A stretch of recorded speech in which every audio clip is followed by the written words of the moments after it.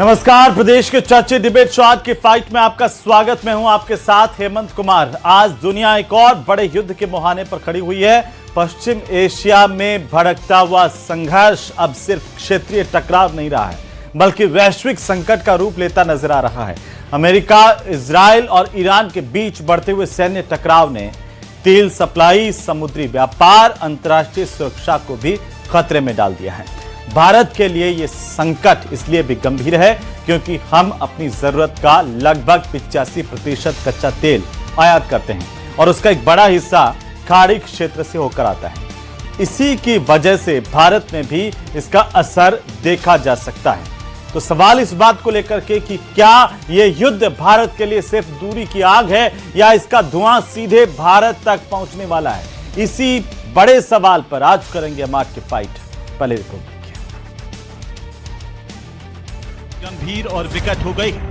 28 फरवरी 2026 को अमेरिका और इजराइल द्वारा किए गए अचानक हवाई हमलों के बाद ये संघर्ष एक बड़े क्षेत्रीय युद्ध में बदल चुका है। अमेरिका और इजराइल ने ईरान के परमाणु बुनियादी ढांचे, मिसाइल और ड्रोन ठिकानों समेत लगभग 5,500 से ज्यादा लक्ष्यों पर प्रहार किया है। ईरान ने भी जवाब में इजराइल और इलाके में अमेरिकी ठिकानों पर सैकड़ों बैलिस्टिक मिसाइलें और हजारों ड्रोन दागे हैं। हॉर्मुज स्ट्रेट में तनाव और हमलों के कारण तेल की आपूर्ति बुरी तरह बाधित हुई है। इसके परिणाम स्वरूप वैश्विक बाजार में कच्चे तेल की कीमतें $100 प्रति बैरल के पार पहुंच गई है, जिसे इतिहास का सबसे बड़ा तेल व्यवधान माना जा रहा है। भारत अपनी तेल जरूरतों का लगभग 85 से 90% तक आयात करता है। इसीलिए खाड़ी क्षेत्र में अस्थिरता सीधे तौर पर देश की आर्थिक स्थिति को प्रभावित कर रही है।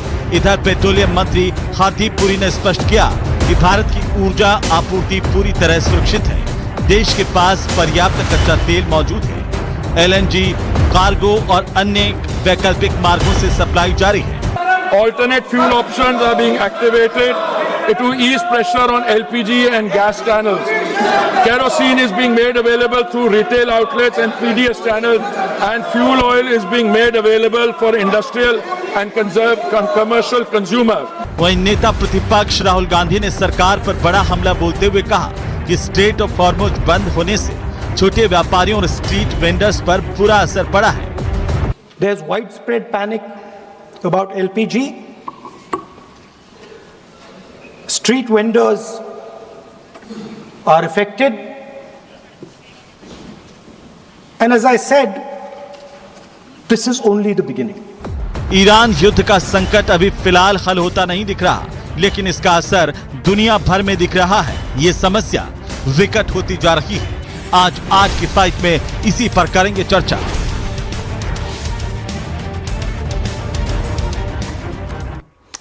तो आखिरकार ये जो युद्ध का संकट है वो भारत के लिए कितना विकट है और दुनिया के लिए इसे कैसे देखा जाए, इस पर भी बात करेंगे, चर्चा करेंगे। लेकिन चर्चा की शुरुआत से पहले आज के सबसे महत्वपूर्ण सवालों पर फटाफट एक नजर डालते हैं। सबसे पहला सवाल, युद्ध का संकट कितना विकट, क्योंकि पूरी दुनिया देख रही है कि कैसे ये युद्ध लगातार हर दिन भीषण रूप ले रहा है।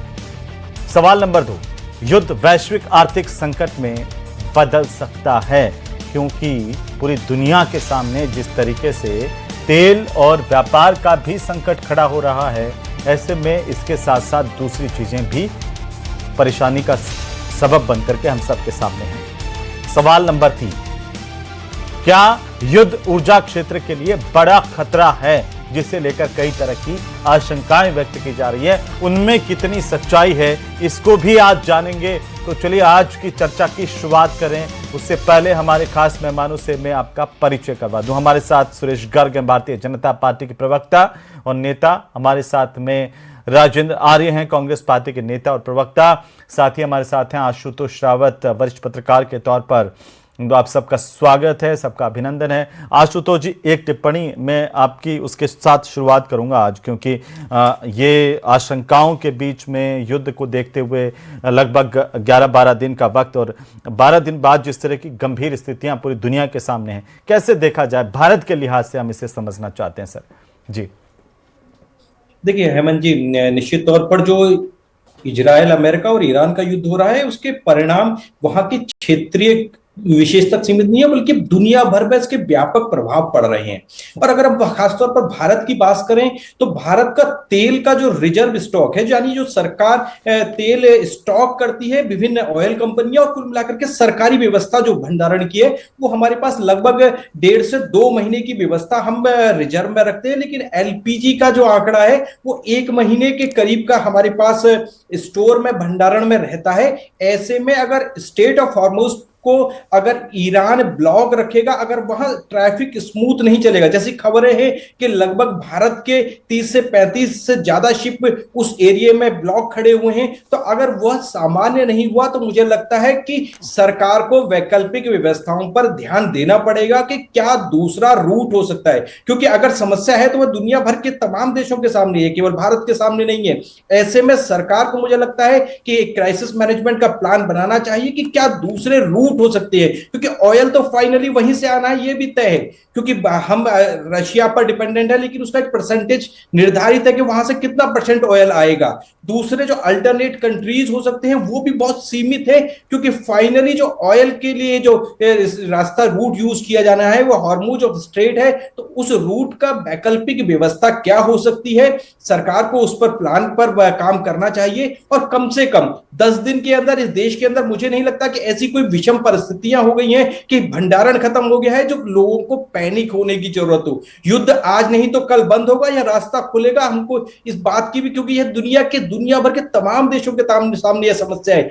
ऐसे में पैनिक होने की जगह लोगों को धैर्य से काम लेना चाहिए और सरकार को वैकल्पिक व्यवस्थाओं पर ज्यादा ध्यान देना चाहिए, क्योंकि तेल का लगभग 85% हम आयात करते हैं, एलपीजी का भी लगभग 50% के करीब हम आयात करते हैं, और पीएनजी जो नया आपको सीधे आपके गैस में पाइपलाइन से जो आपको ऑयल पहुंचाया गैस पहुंचाई जा रही है, उसका भी लगभग 50% आयात करते हैं। तो एक बड़ा परसेंटेज भारत का आयात पर निर्धारित है। ऐसे में जरूरत देश के अंदर एक ऐसी व्यवस्थाओं की है कि जनता को यह समझाया जा सके, यह विश्वास दिलाया जा सके कि हाँ, सरकार आपके लिए तमाम व्यवस्थाएं कर रही है और वह जल्दी सुचारू रूप से शायद उस रूट को खोलने के लिए या उसके वैकल्पिक रूट के लिए व्यवस्थाओं पर भी काम कर रही है। लेकिन आज जिस तरीके से आशुतोष जी, जो ईरान के सुप्रीम लीडर है मुस्तफा खामेनी, उनका पहला बयान आया और उन्होंने ये कहा कि हम हर एक मौत का बदला लेंगे, इससे लगता नहीं कि यह युद्ध इतना जल्दी खत्म हो सकता है। बाकी हालांकि हालात तो इंटरनेशनली जो युद्ध के हैं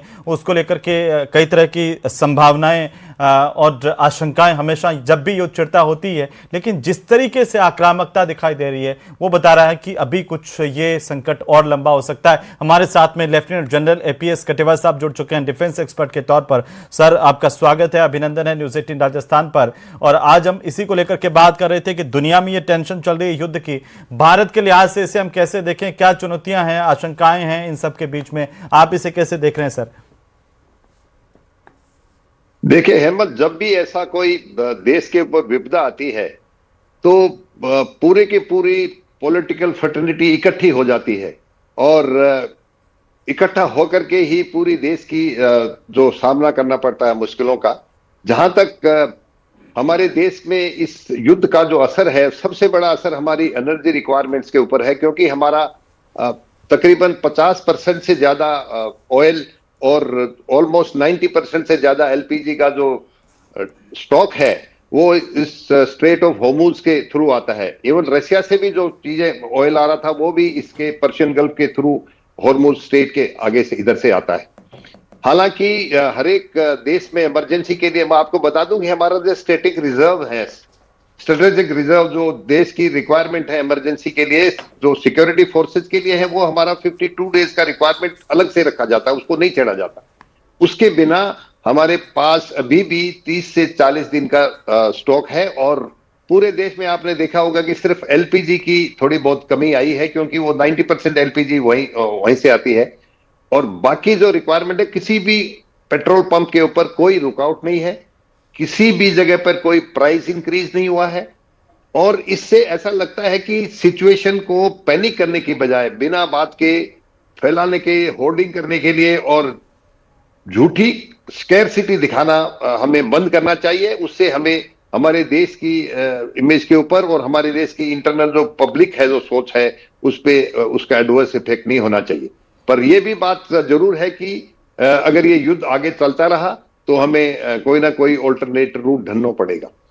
एक चीज और है, अगर इस जगह से हमारा तेल नहीं आएगा तो रेड सी के थ्रू जी वो हमारा तेल आ सकता है। दूसरा एक और, हेमंत, आज ही मैं पढ़ रहा था कि एक और ऑल्टरनेटिव वो निकालने की सोच रहे हैं कि ये जो VLCC है, जो very large crude carrier ship होती है, जिसके अंदर तकरीबन 3 लाख से ज्यादा क्रूड 3 लाख मेट्रिक टन से ज्यादा क्रूड उसके अंदर आता है और 16,000 ट्रक अगर वो उसमें ऑयल भरो तो उसमें लोगों की जरूरत पड़ती है। तो वो सोच रहे हैं कि पर्शियन गल्फ में होर्मुज स्ट्रेट के पास से निकलने की बजाय अगर ज्यादा लंबा चलेगा तो पीछे सऊदी अरेबिया के अंदर ही पीछे उसको उतारा जाए और उसको ट्रक्स में लोड करके फिर एक लंबी शिप के ऊपर सऊदी अरेबिया ओमान के पास आकर के उसमें लोड करके फिर ले जाए। जरूर इसमें महंगा हो जाएगा। और एक चीज और बताऊं कि आज हमारे फॉरेन मिनिस्टर ने और ईरान के फॉरेन मिनिस्टर से बात हुई है और हमारे 2 जो वहां बेड़े अटके हुए थे, 2 VLCC अटके हुए थे भारत के, उनको क्लियर करने की उन्होंने उस होर्मुज स्ट्रेट से उनको आगे निकाल दिया है और वो हमारी देश की तरफ चल रहे हैं। इसी तरह से जो रशियन प्रोक्योरमेंट है उसका भी कोई ऑल्टरनेट रूट निकालेगा और मुझे पूरा विश्वास है कि ये चीजें ऑलरेडी वर्कआउट की होंगी कि इमरजेंसी में ये होगा तो क्या किया जाएगा। हालांकि एक चीज जरूर है कि जो कमर्शियल LPG थी वो उसका जो डिस्ट्रीब्यूशन था उस पर रोक लगा दी है। उससे होटल्स के ऊपर फर्क पड़ेगा पर जो आम पब्लिक थी जो उसके ऊपर इसका कोई असर नहीं पड़ेगा, क्योंकि डोमेस्टिक जो LPG है उसके पहले 20 दिन का उन्होंने लगाया था, अभी 25 दिन के अंदर अगर सिलेंडर रिप्लेस हो रहा है तो इसमें कोई ज्यादा जल्दी नहीं है, क्योंकि किसी भी हाउस होल्ड में एक सिलेंडर तकरीबन डेढ़ महीना 1 महीने से ज्यादा चलता है। तो ये है आज। लेकिन कटियार साहब वो तो डिपेंड करता है ना कि घर कितना बड़ा है, 1-2 आदमी है या फिर 10-15 संयुक्त परिवार है तो उसमें एक सिलेंडर जो है इतना उस हिसाब से चलेगा। कितने लोगों का खाना बनता है एक घर में उस हिसाब से भी देखा जाए। आप बात सही बोल रहे हैं, पर किसी भी मतलब ये कि कई जगह पे डबल रिफिल के कनेक्शन है तो एक सिलेंडर तो घर में वैसे ही रिजर्व रखते हैं जी। और मुझे पूरा विश्वास है कि देश के अंदर इस तरह की कई कमी आएगी नहीं। हमने बड़े बड़े लड़ाइयां लड़ी हैं, ऐसी मुश्किलों को हमने पार किया है और ये कोई इतनी बड़ी मुश्किल नहीं है कि हमारी जो इंडिया जो वर्ल्ड की सबसे लार्जेस्ट डेमोक्रेसी है उसके लिए ये अगर वहां बंद हो गया है तो फर्क जरूर पड़ेगा। पूरी दुनिया की इकोनॉमी में फर्क पड़ेगा अगर ये देश ये लड़ाई लंबी खींचेगी, क्योंकि ये एनर्जी का सोर्स है सबसे ज्यादा 80%। तो सबसे ज्यादा प्रभाव सिर्फ हमारे ऊर्जा क्षेत्र पर ही पड़ेगा, ये आप कह रहे हैं? हाँ जी जी। राजेंद्र आर्य साहब, जैसे अभी कटेवा साहब बता रहे थे कि अब युद्ध हो रहा है तो कुछ तो असर आएगा ही, लेकिन जितनी आशंकाएं हैं उतना नहीं। और सरकार भी लगातार कह रही है कि हम ऑल्टरनेट तलाश रहे हैं या फिर जो उपाय करने चाहिए, जहां बात करनी चाहिए वहां बात भी की जा रही है। हमारी विदेश नीति के हिसाब से भी हम काम कर रहे हैं, फिर इतनी ज्यादा आशंकाएं क्यों हैं सर?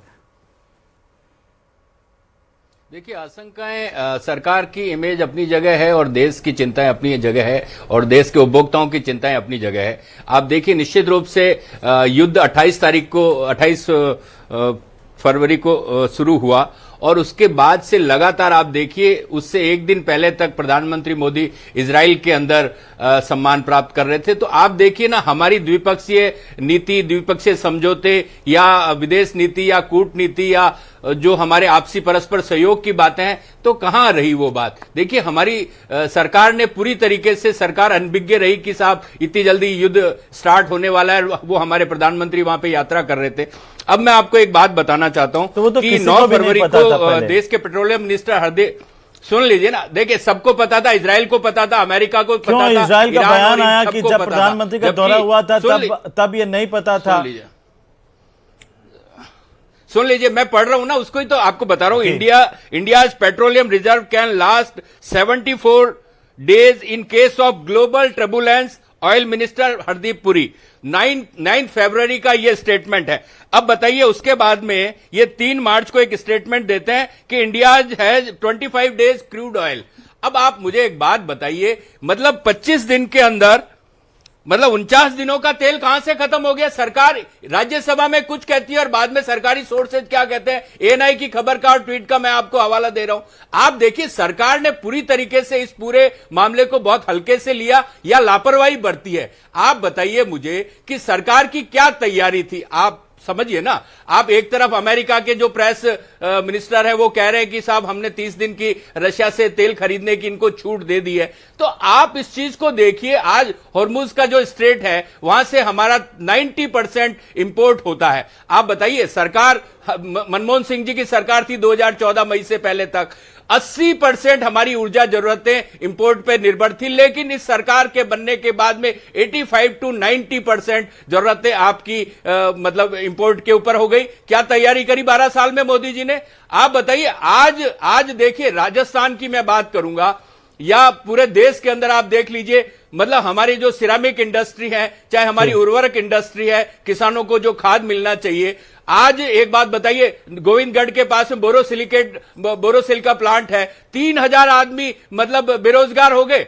आज बताइए, शादियों का सीजन चल रहा है, राजस्थान डेस्टिनेशन हब है, आज जो सिलेंडर है वो कालाबाजारी हो रहा है। 900 रुपए वाला सिलेंडर 3000 में मिल रहा है और जो 1911 वाला सिलेंडर है वो 5000 में मिल रहा है। ये कालाबाजारी कौन कर रहा है? आप देखिए, पेट्रोलियम कंपनियों के जो भी इनके समीक्षा बैठक की मुख्यमंत्री ने और यह आश्वस्त किया कि कोई कालाबाजारी पर भी हम सख्त हैं। कुछ नहीं की ना, कुछ नहीं की।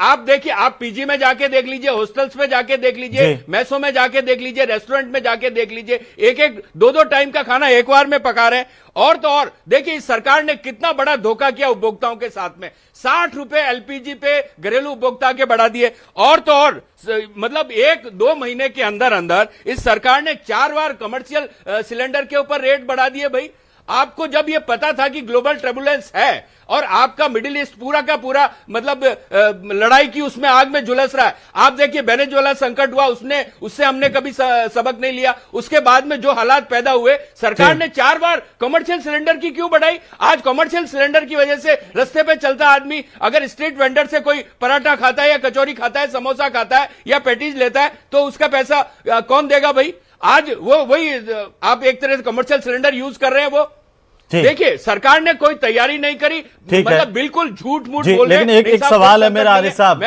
पूछ रहा हूं कि आप बार बार अमेरिका का उदाहरण देते हैं, तो अमेरिका की बात हम मानेंगे, आप मानेंगे, या हमारे अपने देश के राष्ट्राध्यक्ष की बात हम माने? किसके माने? देखिए, मेरी बात सुनिए, अमेरिका के उसके बाद में सच्चाई मान ले हर चीज में आंखें बंद करके, या फिर अपने प्रधानमंत्री की बात को मान लेना चाहिए? आपने रशिया का पेट्रोलियम इंपोर्ट बंद किया ना, आपने माना ना कि हम नहीं लेंगे रशिया से, आपने माना ना। तो ये क्या, वो कह रहे हैं कि हमने तो पूरा बंद ही नहीं किया, हमारा तो चालू था। किसने कहा कि पूरा हमने बंद कर दिया? कम जरूर हुआ, कम ज्यादा होता आया है। पूरे के नहीं। और आप भी जानते हैं आरिफ साहब कि हम सिर्फ एक देश से पेट्रोल नहीं खरीदते हैं। ऊर्जा जरूरतों के लिए किसी एक देश पर डिपेंड नहीं है, जहां पर कीमतों के हिसाब से, सहूलियत के हिसाब से हम अलग अलग देशों से लेते हैं। सर, आप भी जानते हैं। हेमंत जी, पेट्रोलियम जरूरतों का जो भी मेजर पार्ट है वो मिडिल ईस्ट से आता है, जिसमें रशिया भी है और अमेरिका अब अपनी जगह जहां पे भी अमेरिका ने, तो उसमें तो सारे देशों के अटके हुए हैं, इसमें सिर्फ आप यहां पे इतने आशंका नहीं, आप समझो ना, आप समझिए ना, ये आशंका इस बात की है कि देखिए, हमारे देश के राजस्थान के अंदर एक रिफाइनरी लग चुकी है, लेकिन उस रिफाइनरी का उद्घाटन नहीं कर रहे हैं क्योंकि प्राइम मिनिस्टर के पास टाइम नहीं है। अब प्रधानमंत्री ना तो संसद में नजर आते हैं, आप देखिए, ना तो सिलेंडर दिख रहा है और ना ही पॉलिटिक्स अपने हिसाब से देखिए। सर, सरकार कहां है? आप गायब। पॉलिटिक्स गर्ग साहब कह रहे हैं कि सही समय पर निर्णय लेकर के सरकार, जिम्मेदारी के साथ कह रहा हूं कि अभी जो संकट है उस संकट को सरकार बहुत तरीके से उसको सॉल्व करे, अदरवाइज आने वाले समय में बहुत मुश्किलात होने वाली है। लोगों के घरों में चूल्हे नहीं जलने वाले हैं, आप सोचिए। नहीं, आप ऐसा क्यों कह रहे हैं? नहीं जलने वाले हैं, सरकार बैठी हुई है, सिस्टम बैठा हुआ है, पूरा देश है, तो क्यों नहीं जलने वाले हैं? ऐसा नहीं, हम सब सरकार, अगर कोई भी विपदा आई, कोरोना के टाइम भी विपदा आई, सब एकजुट होकर के काम किया ना हमने, राजनीति को बुला करके। सर, लाइनों में लगा दिया ना, कोरोना में लाइनों में लगा दिया, नोटबंदी में लाइनों में लगा दिया, अब सिलेंडर के लिए लाइनों में लगा दिया, ठीक है, यूरिया के लिए लाइनों में लगा दिया, खाद बीज के लिए लाइनों में लगा दिया। आप देखिए ना, इस सरकार का कोई इकबाल है क्या? अच्छा, सरकार का कोई सुनेंगे तो सही, सुन लीजिए, बोलिए गर्ग साहब। हेमंत भाई, इन्होंने इतनी देर तक बोला, अब मेरी बातों को सुन लें। हाँ, हरदीप पुरी जी ने लोकसभा के अंदर स्टेटमेंट दिया, और कब स्टेटमेंट दिया? इनके नेता राहुल गांधी जी ने नोटिस दिया कि पेट्रोल के बारे में मुझे बोलना है, लेकिन इनके नेता राहुल गांधी जी ने पेट्रोल के बारे में नहीं बोला। देख लीजिए इनकी स्थिति क्या है। हरदीप पुरी जी ने बोला है कि देश के अंदर कोई एलपीजी का, क्रूड ऑयल का कोई संकट नहीं है, हमारे पास में पर्याप्त मात्रा में रिजर्व है। हमने एलपीजी का प्रोडक्शन 28% बढ़ा दिया है।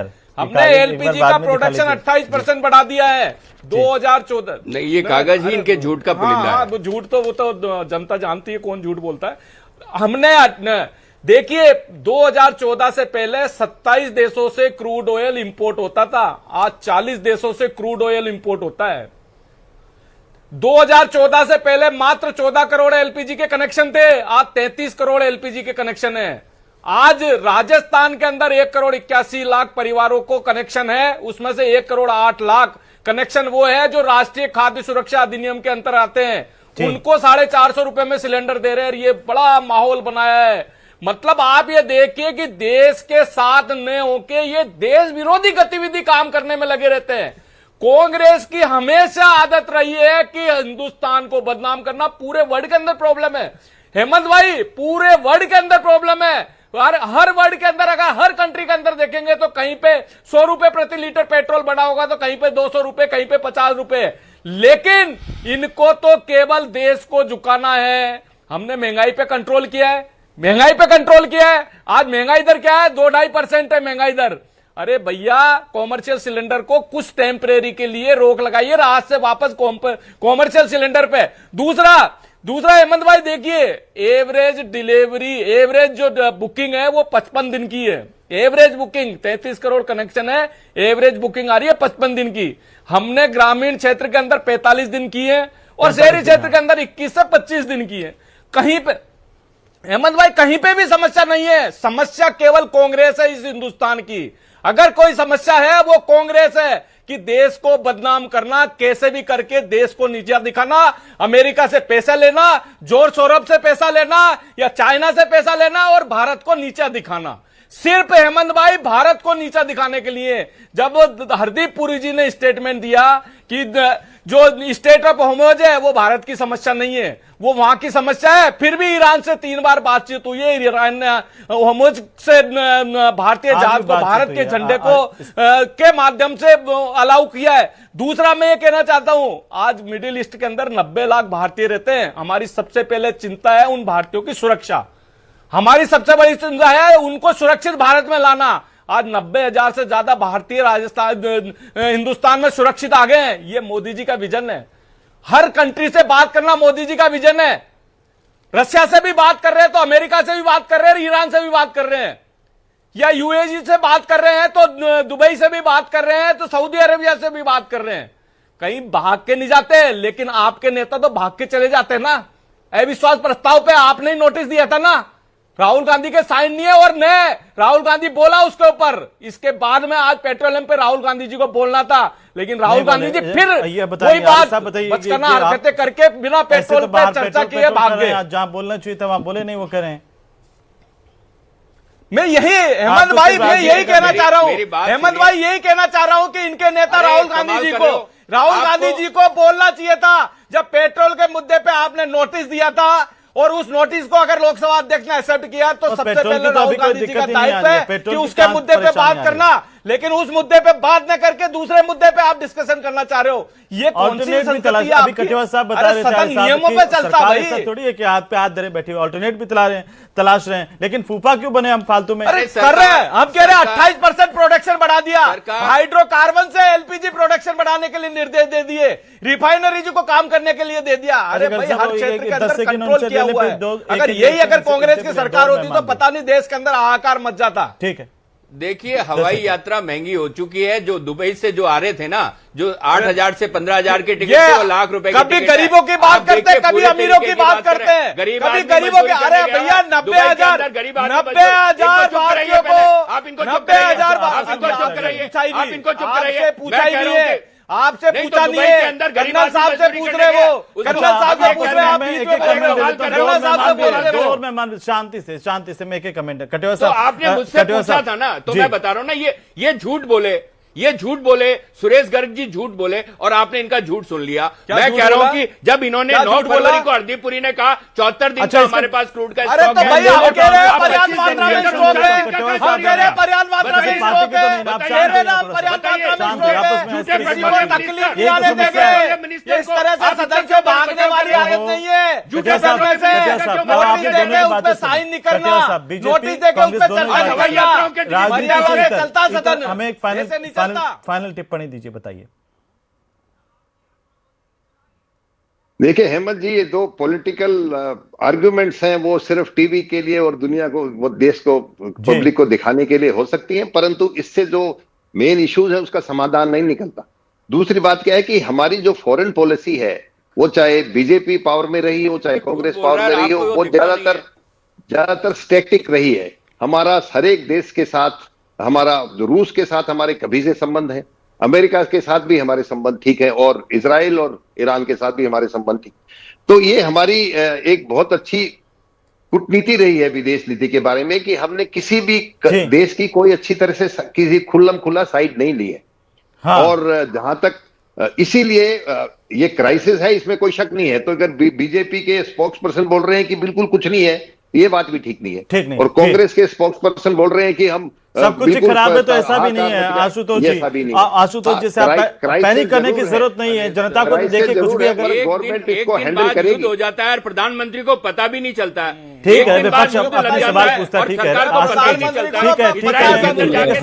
जी, फाइनल टिप्पणी और आप फाइनल कमेंट भाई, ठीक है। मुझे लगता है कि जो परिस्थितियां हैं वो पूरी दुनिया भर के सामने है, केवल भारत के सामने नहीं, हमारे सामने। हम ऊर्जा के मामले में विदेश पर आयात पर ज्यादा निर्भर करते हैं, लेकिन जरूरत है कि पैनिक नहीं हो, कम से चलिए, बहुत शुक्रिया चर्चा में शामिल होने के लिए आप सभी का। कुल मिलाकर के कुछ परेशानियां तो युद्ध की तरफ से आती ही हैं, लेकिन सरकार बार बार ये आश्वस्त कर रही है कि हमारे नागरिकों की सुरक्षा सबसे पहली प्राथमिकता, और दूसरा ऊर्जा को लेकर के हम पूरी तरह से अभी आश्वस्त हैं कि किसी तरह की कोई परेशानी किसी को नहीं आने दी जाएंगी। लेकिन इसके बावजूद राजनीति है, वो राजनीति अपने चश्मे से हर चीज देखती है, वो अलग बात है।